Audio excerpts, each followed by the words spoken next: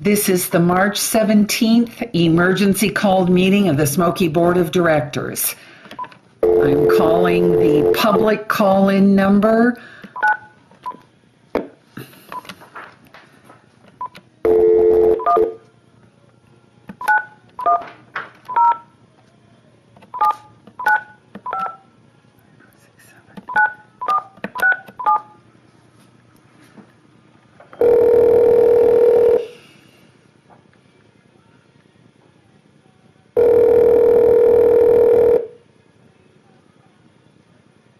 09, Smoky Mountain Center. Yes, I'm calling in for the Smoky Board of Directors emergency called meeting as a member of the public. Yeah, hi Mary. This is Jill, and we've got some members on the phone and members here in person, and we're waiting for folks all to gather on the phone. Okay, great. This is Judy Poe. This is Chris Branch. Vicki Perry.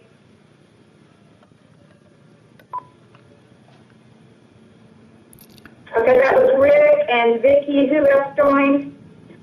Judy Poe. Hey, Judy. Hey.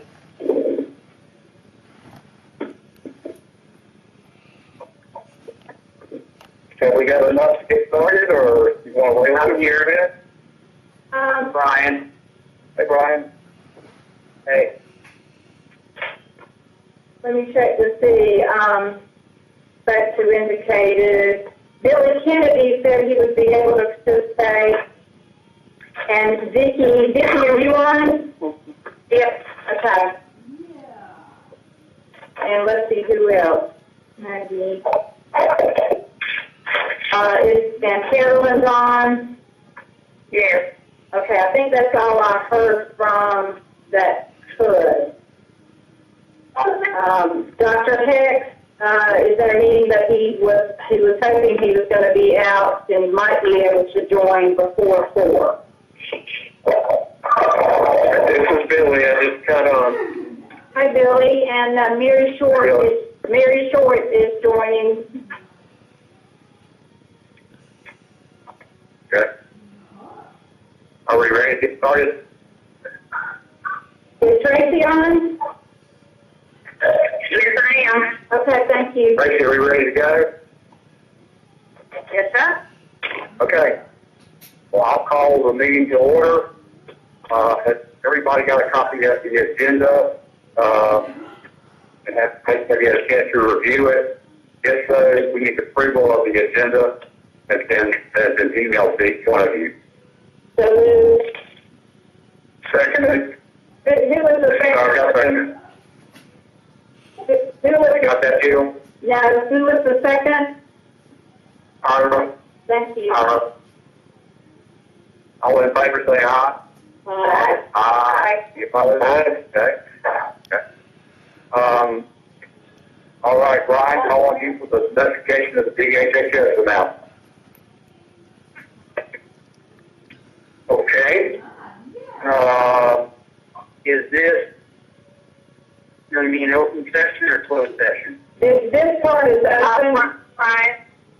Yeah, Brian, this is Tracy. We wanted you to make whatever announcements that you make an open session regarding whatever is public knowledge from the department, and then we can go into closed session for the competitive health care.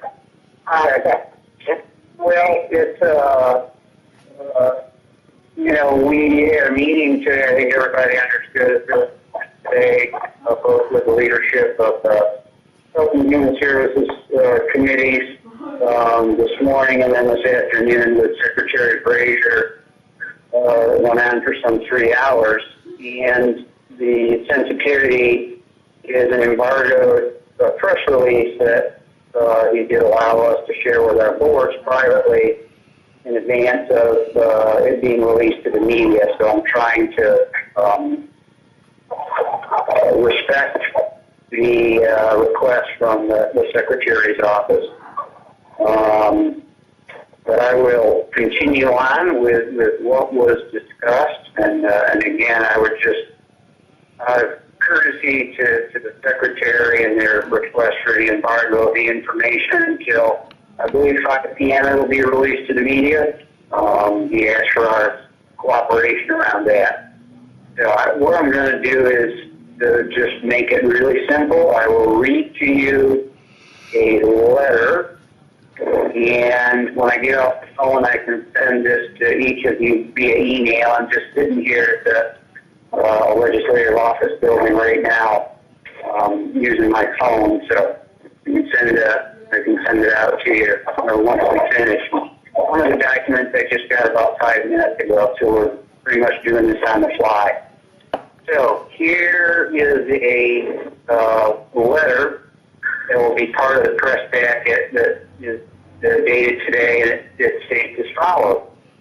In October, I wrote to you in response to what we anticipated would be a growing number of requests to approve LME-MCO mergers and county movement from one LME-MCO to another.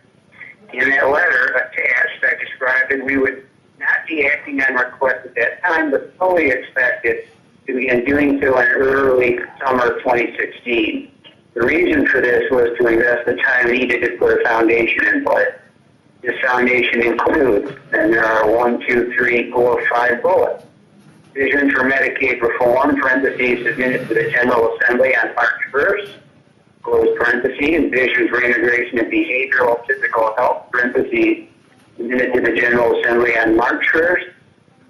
Rules promulgation for county movement, parentheses, submitted to the Office of State Budget and Management and DHHS Commission for Mental Health, ED, and SA Services in late February, close parentheses. DHHS assessments of equity, stability, and sustainability of services, and system feedback from the General Assembly, advisory committees, and advocates. The initial phase of this work is now complete. The future that we are driving toward can now be considered by boards, counties, and DHHS in making both short-term and long-term decisions. The case for consolidation. As a result of this work, we have determined that further consolidation of LME-MCOs is in the best interest of the state and the beneficiaries of these services. Consistency of type and availability of services vary across the state.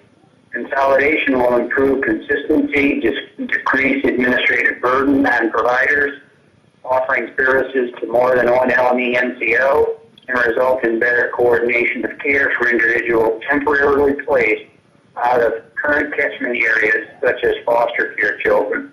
Importantly, with the future of Medicaid, greater scale will be a key requirement for success. Success to deliver a potentially broader and more integrated service array, and success to partner with potential new entrants after Medicaid reform goes live several years from now.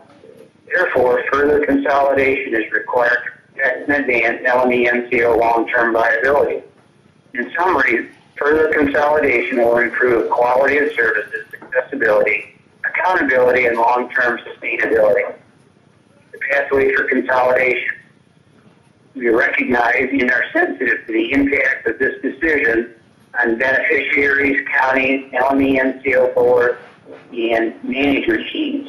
Consolidation requires significant time, work, and leadership focus. Therefore, we undertook this decision with a great deal of care and concern. We consulted ideas on consolidation developed by the LME-MCO themselves in September 2013. Our final consolidation vision is almost identical to what was proposed by the LME-MCOs. As you'll see on the attached map, the newly consolidated catchment area will be as follows. Eastern Region, Petroleum Health Resources and East Point. North Central Region, Cardinal Innovations Healthcare Solutions and CenterPoint Human Services. South Central Region, Alliance Behavioral Health and Sand Hill Center. Western Region, Smoky Mountain Center and Partners Behavioral Health Management. And while there is a framework already in place for how LME-MCO boards should organize when LME-MCOs reach a certain size, we are seeking input from these boards and county leaders on their ideas for governance structures going forward. Next steps. As a next step, we will be asking boards and management teams for their implementation concerns.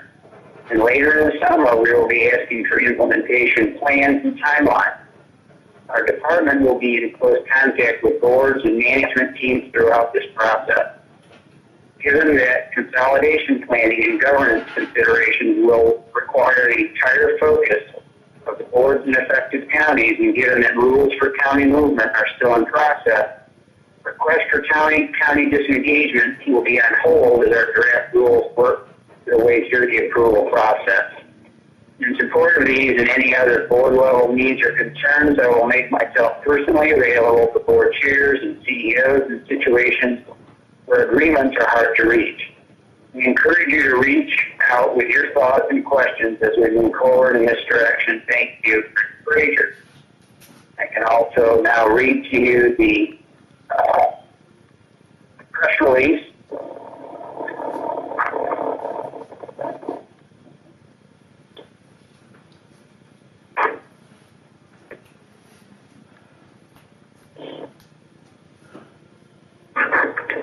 Okay.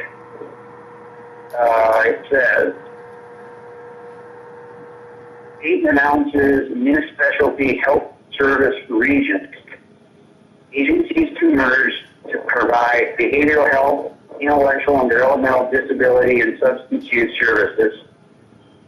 State health officials announced today that the state and Medicaid-funded organizations providing mental health, intellectual, and developmental disability and substance abuse services to North Carolina citizens will be consolidating into 4 service regions across the state. Actually, that's inaccurate. We don't provide services.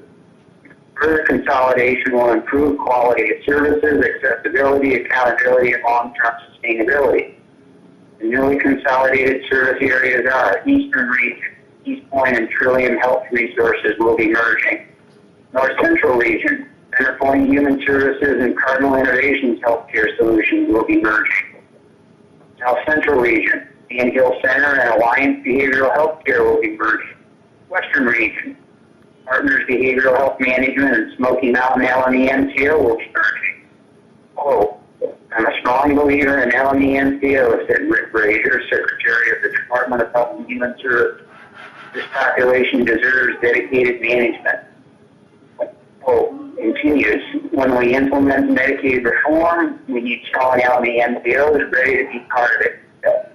Quote, this is the right thing to do to strengthen these organizations for long-term sustainability, end quote. This consolidation reflects much of what the organization themselves had proposed when mergers were first considered in late 2013. Local management entities, managed care organizations, proposed regions to serve the East, the West, and 2 to serve Central North Carolina. Covering larger regions will allow for more consistent services to be offered to all areas of the state. It will also foster better coordination of care for people who may temporarily move into different service areas such as children and foster care. It's also expected to decrease the administrative burden on providers who offer services in more than one LME MCO region. LME MCOs will play an important role in implementing recommendations that come from the Governor's Task Force on Mental Health and Substance Use as members to innovative ways to streamline systems already in place to address mental health and substance use needs across the state. LME MCO leaders will work closely with DHHS leadership on implementation plans and timelines throughout coming months. So that's it. What kind of questions do you have? I realize this is probably a lot for folks to get their head wrapped around just hearing it read and not having time to think about it, but especially what I wanted to be able to do was to give people this information before it comes out in the media this evening. This is Judy Coe. So this means we're going to have to merge with PBA? No, partners. Partners, I'm sorry. Yeah, that's correct. How soon will it start?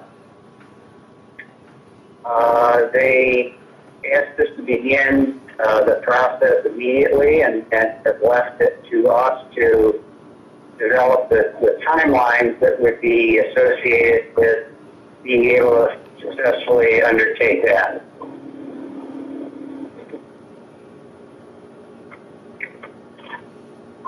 Which counties are partners on? I'll read them off to you. Okay. It's Surrey, Yadkin, Iredell, Catawba, Burke, Lincoln, Gaston, and Cleveland. Thank you.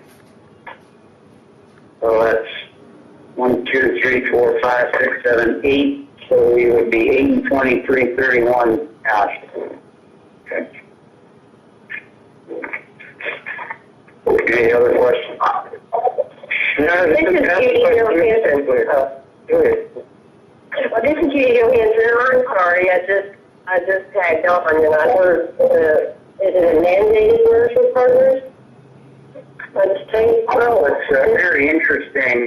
I asked a question about the authority that exists to do this, and the secretary said that they could terminate contract. So the letter doesn't say that. I guess everyone's aware of authority. I would agree with Lee, but that's what I'm thinking. That sort of answer. Or, and also that they would oppose legislation. We're going to merge If people didn't voluntarily, it's just the way I would have been. and the secretary indicated that he expected our full cooperation with it. Okay. So are there other LND NPOs that are being asked to do the same thing? Yes, all of them. Yeah, all of them. There's 4, ends up being 4 regions. Okay. So just kind of what we've been talking about.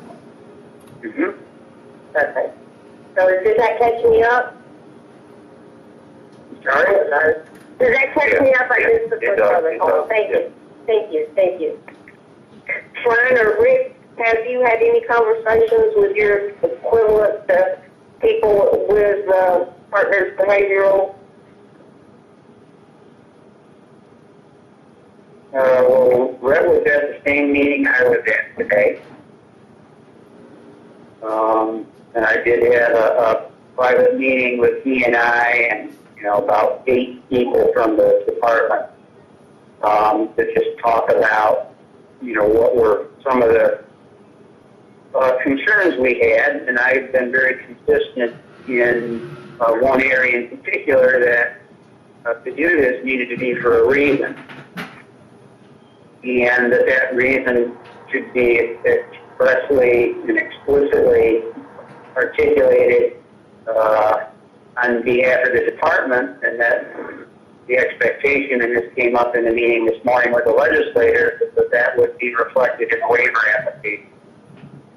So in other words, there's a real good reason for doing it, more than just something I'm saying to you here today sitting in the room. We're proving it by how we would state it in the waiver application. And there was no indication that there would be anything explicitly stated in the waiver application, only a indication of their support and their thinking and a belief that if we continue to do a good job, there would be no reason to believe why we would exist as part of some carve out in the future.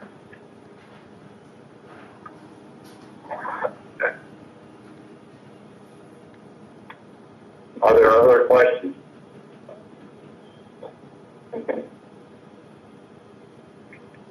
Anybody? Change is what we're good at. Yeah. That is the truth. When we were reviewing this version of the press release, is a little different than the original version. One request we made was for there to be more clarity about the reason for doing this, because it really doesn't provide much information about that, and that change was not made. And There also was a slightly different wording around the merger language, where it said, for example, Eastern Region, it says East Point will be merging with Trillium. North Central, Center Point will be merging with Cardinal. South Central and Hills will be merging with Alliance. Western Region partners will be merging with Smoky. And that language was changed to simply say that Smoky and partners are merging. Alliance and Sand Hills are merging. Cardinal and Center Point are merging. Trillium and East Point are merging. So there's no indication of surviving entity or leadership. The indication, from the secretary was we were all just supposed to work this out. I think those are literally his words. Okay. Well, we finally go into closed session. Is there any more questions? No. Okay. No. Okay.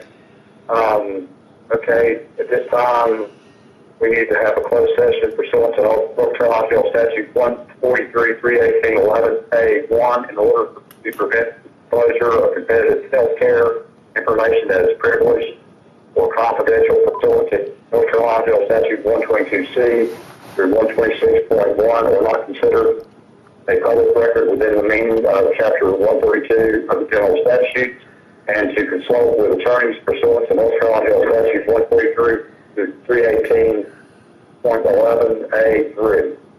Is there a motion? So moved, Billy Kennedy. Who seconded? Judy Poe. You call, okay. All in favor of the motion, say aye. Aye. All right. Excuse me, this is Mary Short. Since we're all on the same phone line, and if I hang up right now, how am I going to be notified when you come back from closed session? We'll call you, Mary. Okay, the 828 phone number, please. Okay, could you give that to me right here, please? Great, 828-632-5888. 5888. That was 828-632-5888. Right, and then if I need to call back into you after you call me, I'll do that.